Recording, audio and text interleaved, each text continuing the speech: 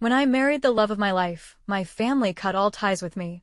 But the moment I got pregnant, they showed up at my doorstep with lavish gifts, and I slammed the door right in their faces. I'm 28 now, and it's been 3 years since I married Luke, who's 30. We haven't heard a word from my family since our wedding. Luke and I were together for 2 years before we decided to tie the knot, but my parents never approved of him. Their reasons? Shallow, to say the least. Luke didn't fit their picture-perfect mold. His father worked as a school janitor, his mom stayed home to raise him and his 2 younger siblings, and money was always tight growing up. College wasn't even an option for him. He jumped straight into work after high school to help support his family. By the time I met him, he had a job at a warehouse in the building next to mine. We'd cross paths during my lunch breaks, and after a few casual encounters, I asked him out. I wasn't interested in his bank account or career path. He was sweet, kind, and everything I was looking for. A few dates in, I already knew he was the one. About 6 months later, I brought him home to meet my parents. At first, they pretended to be polite, but as soon as they learned more about his background, their smiles faded. They started dropping hints, then outright told me to break up with him. They claimed it was for my own good, warning me that our differences would tear us apart once the honeymoon phase ended. I grew up in a wealthy business family. My grandparents built a successful investment firm, and my parents now run it. They take a lot of pride in their status, their connections, and their money, and they've always looked down on anyone who didn't measure up. That elitist mindset never sat well with me. Even as a kid, their snobbishness made my skin crawl, and I promised myself I'd never become like them. While they dreamed of me and my sister joining the family business and carrying on the legacy, I had other plans. The thought of working under my parents made me nauseous, so I found my own path after college, which already put me on thin ice. Choosing to marry Luke was the final blow. When we got engaged, they lost it. They issued an ultimatum: break it off and remain part of the family, or marry him and be cut out of their lives. They made it very clear that if I didn't comply, my sister would take my place as the future heir to everything. My sister was always the favorite, the golden child. And honestly, I can't even argue with that. Sophie was everything our parents ever wanted in a daughter. From the time we were little, she fit right into the mold they crafted, while I was always the odd one out. Sophie loved our family's wealth and status, even though she never lifted a finger to earn it. She wore their money like a badge of honor and acted like it made her superior to everyone else. Snobby, self-absorbed, and exactly like them, that was Sophie. She's 2 years younger than me, and in the beginning, we were close. I even tried to get her to be a bit more grounded, to see the world outside our privileged bubble, but that never really stuck. I guess she was too much like our parents to ever realize how toxic their attitude toward others really was. Things shifted when she hit high school. That's when the mean streak kicked in, and our relationship started to crumble. From then on, it was constant comparison. I was always being told to be more like Sophie, dress like her, talk like her, socialize like her. According to my parents, I had no standards because I didn't care about wealth or appearances the way Sophie did. She followed the family script to the letter: business degree, a job at the family firm, and a place right at the heart of their empire. To my parents, she was the perfect daughter, the one who would carry the legacy forward. So when I started dating Luke, it wasn't just my parents who tried to talk me out of it. Sophie chimed in too. They all insisted that he wasn't right for me, that I deserved better. But none of them could change my mind, and eventually Luke and I got engaged. That's when my parents gave me their final ultimatum: call off the engagement and stay in the family, or marry Luke and be cut off completely. Honestly, the decision wasn't hard. I didn't care about their money or inheritance. I just wanted a simple, peaceful life with the person I loved. So I told them they could go ahead and disown me. About 3 months before the wedding, they made it official, told the whole extended family that I was being cut out for choosing someone beneath me. They claimed Luke was only with me for the money and predicted that our marriage would fall apart the second he realized I wasn't getting a dime. Well, I guess that prediction didn't age too well, because now Luke and I are expecting our first child. At the time, I was hurt. Despite everything, they were still my family, and losing them stung. But I never reached out. And neither did they. Since then, life has been good.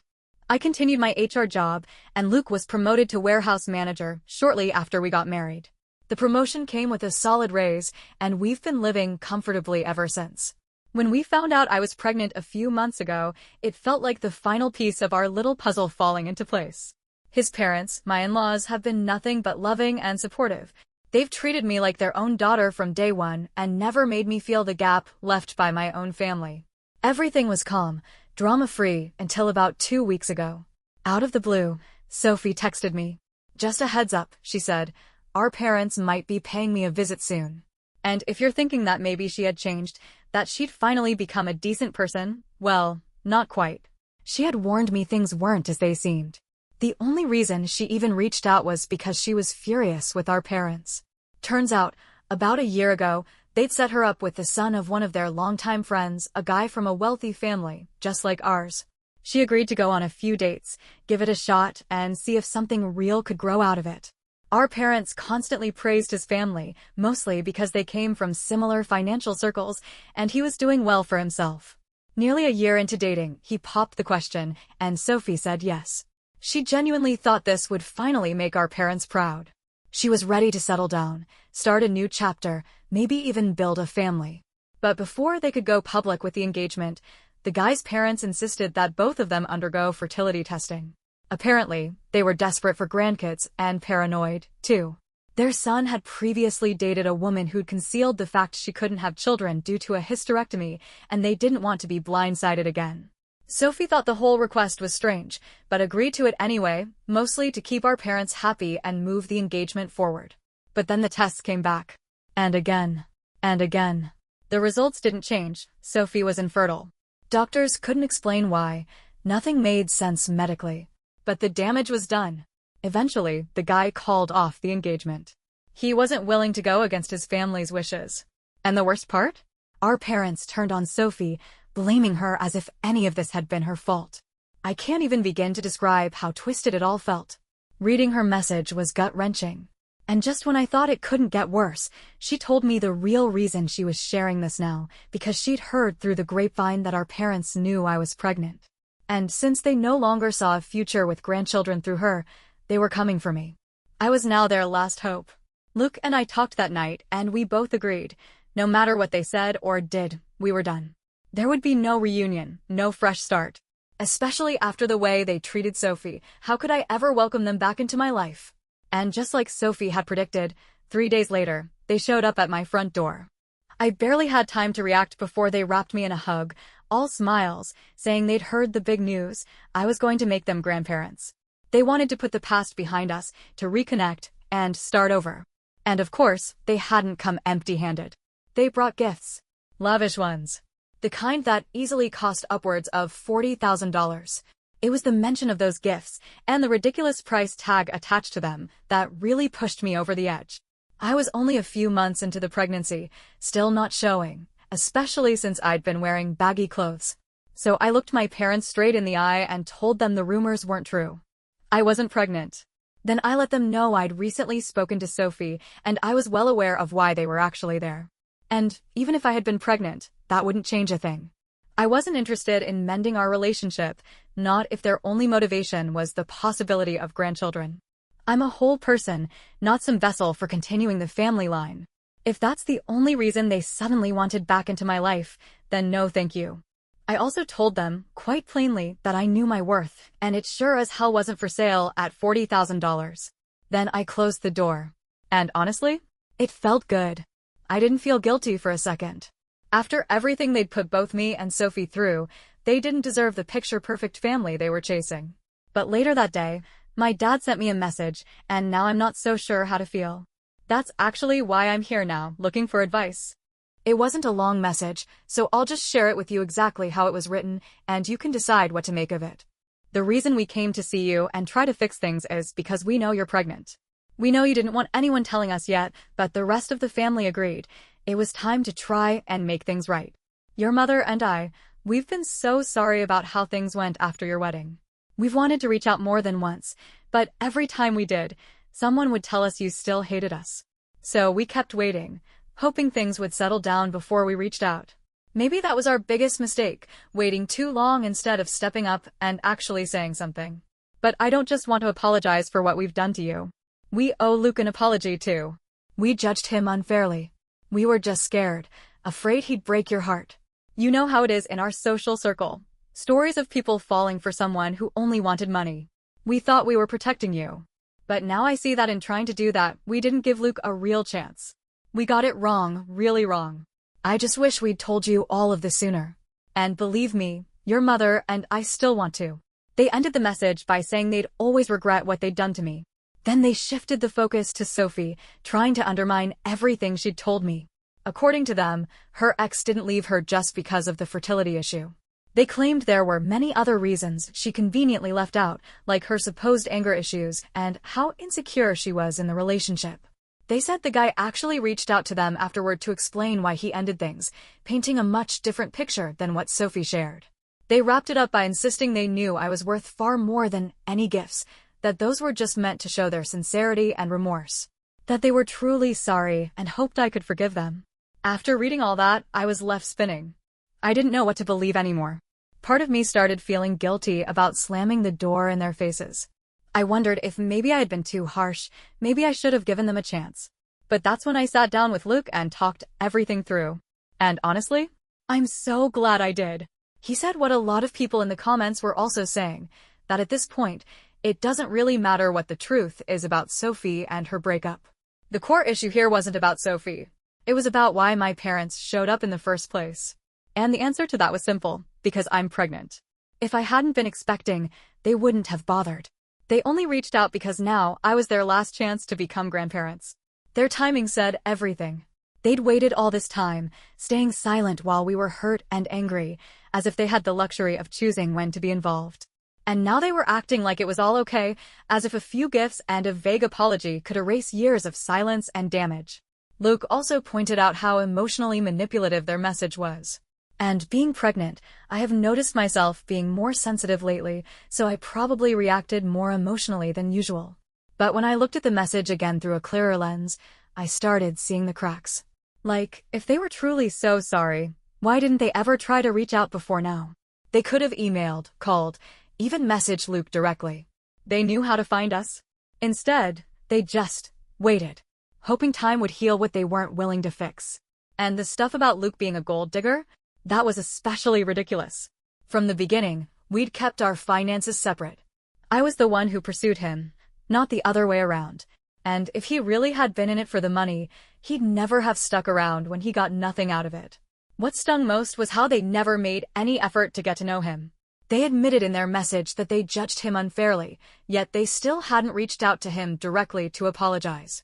It's not like they didn't know his phone number or couldn't find him online. If they were serious about mending things, that would have been the bare minimum. Honestly, their whole approach just felt shallow and half-hearted. And after breaking it all down, I realized I didn't have anything to feel guilty about. I'd made the right call. As for Sophie, I decided not to reach out to her again either. I couldn't tell what her true intentions were, but I knew she hadn't messaged me out of pure kindness. There was definitely more going on under the surface. Some people were saying I was being too hard on her because of what she'd been through, and sure, I feel for her. But that doesn't mean I owe her trust just because she's been hurt too. Some people have pointed out that I shouldn't be too harsh on Sophie. After all, she did warn me my parents were planning to come over. And sure, I'll give her that. Her heads up probably saved me from getting ambushed emotionally, and in that sense, she did me a favor. But that one good deed doesn't erase everything else. She cut me off the exact same day our parents did. Not once did she check in on me afterward, not even a simple message to ask how I was doing. And let's not forget, she's never really been a fan of Luke either. Her attitude towards him wasn't much better than our parents', constantly judging him for where he came from or how he carried himself. The only reason she told me anything now was because she was furious at them. Let's be real. If things had gone differently and that engagement had turned into a marriage, I'm willing to bet she would have stayed silent. She didn't reach out of love for me. It was revenge, not sisterhood. I do recognize that what she went through was heartbreaking. And as a fellow woman, I'll always believe that no one deserves to be treated the way she was, especially not for something as deeply personal and out of her control as infertility. The way our parents and her ex reacted was cruel. But as her sister, I can't forgive her. Not yet. Maybe not ever. And that's okay. I finally understand that I don't owe forgiveness just because we share DNA. Not when she turned her back on me the moment it became inconvenient to stay. It's been a few days now since I heard from my parents. After that last message, there's been radio silence. And honestly, I'm hoping it stays that way. I've made it clear I don't want any more chaos right now. This pregnancy deserves peace. I deserve peace. And that means they need to keep their distance. Whether or not I choose to let them back into my life after the baby is born, that's a decision for future me to make. Right now, my priority is staying calm and happy for the sake of this child growing inside me. And it's not like my baby is going to grow up lacking love. Luke's family has been incredible. His parents, his siblings, they've gone out of their way to make me feel like part of the family. Calls, visits, just checking in to see how I'm doing, it means more than they probably even realize. It's been a beautiful contrast to the drama I grew up with. They embraced me the moment they knew Luke loved me, no questions asked, no conditions attached. I wish my own family could have done the same. But here we are. Update 2. It's been 2 weeks since my parents showed up out of nowhere, trying to make amends. I made it crystal clear that I wasn't ready to talk. And since then? Nothing. Aside from that one message they sent. No follow-up, no attempt to reach out again. They sent me a message, but I didn't even respond. I thought they would take the hint and realize that it wasn't the right moment to bother me. But clearly, they couldn't let it go and showed up at my door again yesterday. It was a Sunday evening, and Luke and I were just relaxing at home when someone knocked. We weren't expecting anyone. When Luke looked outside, he saw that it was my parents. He asked if I wanted to let them in, and of course, I said no. Luke told them to leave, and I went in my room because I wasn't in the mood to deal with them. I was exhausted. Instead of leaving, they stood at the door and argued with Luke. Their voices got so loud that I had to go out and tell them to leave myself. Even then, they didn't stop. They told me they were only there to make things right, and that I owed it to them. They said they had raised me, and this was the least I could do for them. I tried explaining that I'd talk to them when I was calmer, but not now. They refused to listen and kept insisting that I should be grateful for everything they'd done for me. They even went as far as to say that I was denying them the chance to be grandparents over a small mistake from 3 years ago. The audacity of it all pissed me off. They had no right to demand anything from me at this point. That small mistake of theirs had caused me so much pain and trauma. It wasn't as trivial as they thought. It was up to me when or if I would forgive them, and they couldn't force that. In hindsight, maybe my only mistake was letting my emotions take over instead of just calling the police back then. Then, my mom started crying, saying I was being heartless. She mentioned that she had already dealt with the fact that Sophie wouldn't be able to have kids, and now I was treating her badly after everything she'd been through. I was appalled that she'd bring that up when it was them who pushed Sophie into a corner because of her infertility. Sophie even reached out to me, someone she hadn't spoken to in years, because of how badly they treated her. That was the last straw for me. I snapped and told my parents that in order to be good grandparents, they needed to first be good parents. And they had failed miserably at that. They had ruined their relationship with me just because I wanted to be with Luke, who wasn't some privileged rich kid, but a hardworking, honest man, values they didn't care for. And as if that wasn't bad enough, they had pushed Sophie away too. She had always done everything right to make them proud, but none of that mattered to them. They reduced her to just her infertility and rejected her, even though her whole life was about making them happy. At least with me, they had the excuse that I had always been rebellious, but with Sophie, there was no excuse. They had no reason to treat Sophie so cruelly, especially at a time when they should have been supporting her. They failed us both, and now they had no right to demand a place in our lives. I don't know about Sophie, but I certainly wasn't ready to forgive them anytime soon. If they truly felt sorry for what they had done, they would have respected my space and left me alone. But instead of accepting the consequences of their actions, giving me the time and distance to process, they chose to push themselves on us, expecting me to just accept it. I wasn't okay with that, and I told them if they didn't leave, I would be forced to call the cops, which would not be a good look for them. That's when they finally left. I was incredibly upset for hours afterward. Looking back, I shouldn't have even come out of my room to confront them, but in a way, I'm glad I did. I needed to say everything I'd been bottling up, and it felt good to let them know just how badly they had failed both of their children. Now that it was all out in the open, I felt lighter, even though I regretted spending the evening fighting with them. At least I got some closure. Update 3. Hey everyone, it's been almost 3 months since my last update, and I'm well into my pregnancy now. I'm definitely showing, and my baby will be here in 2 to 3 months. Not much has changed since my last post. One reason I've been quiet is that my parents finally respected my wishes after our last argument and haven't tried to contact me. I also haven't spoken to Sophie because, as I mentioned before, we don't really have a relationship anymore. From what I've heard, she quit her job and doesn't work at the family business anymore, which is sad. But I don't think my parents are going to get their dream of having their daughters carry on the business unless I change my mind later on.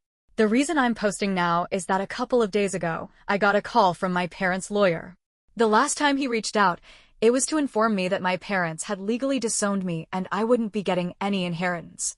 This time, he had the opposite news. My parents decided to reinstate my inheritance and included me in their will again. I don't know if this is their way of trying to soften me up before the baby is born, but it hasn't worked so far. However, when I think about the future, I do see myself possibly taking over my parents' business once they retire. And it would feel like poetic justice to have Luke run it alongside me. I haven't worked out all the details, but after the baby's born, I plan to tell my parents that if they're willing to let me take over the company and sign the necessary paperwork, I might consider allowing them to have a relationship with their grandchild. I know it sounds selfish, but Luke and I have worked hard, and I believe we deserve it. This will also be a test of how truly sorry they are.